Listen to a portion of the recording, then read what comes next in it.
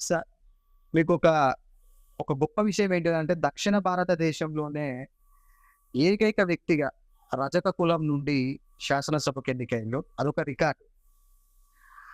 అది దాన్ని మీరు ఏ విధంగా భావిస్తున్నారు? కాంగ్రెస్ పార్టీ ముఖ్యంగా మొదటిసారి శాసనసభలో అడుగుపెట్టినప్పుడు అంటే మీరు మీరు ఏ రకమైనటువంటి భావోద్వేగాలు వాటారు? వార్త మాట్లాడితే ఎమ్మెల్యే స్థాయికి నేను అర్హత ఉందా లేదా అని నాలో నా ఆత్మవిమర్శ ఉండే నాకు 89 ఇండిపెండెంట్ పోటీ చేసినప్పుడు.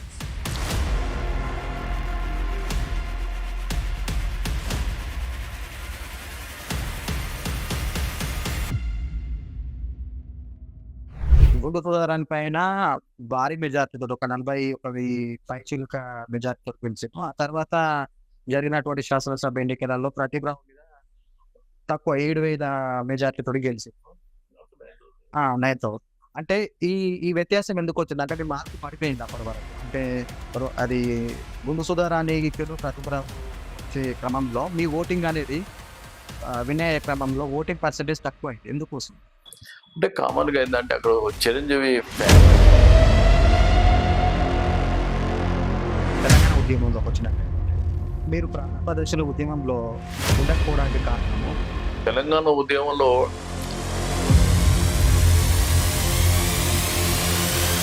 దానిలో పేరున్నటువంటి బసవరాజస్వామి గారు చిక్కు ఓట్లతోటి 55,000 పైచిలుక ఓట్లతోటి సూర్యకాయ గారి మీద ఓడిపోవడం జరిగింది. ఇంకొకటి సార్ ఇక్కడ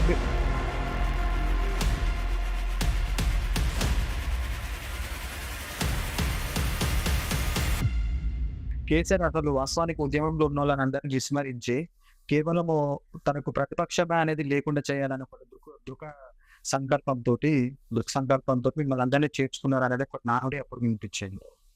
ఈ ఈ 10 సంవత్సరాలు కేసీఆర్ ప్రజలకు ఏమైనా చేసిందంటే చెప్పుకోవడానికి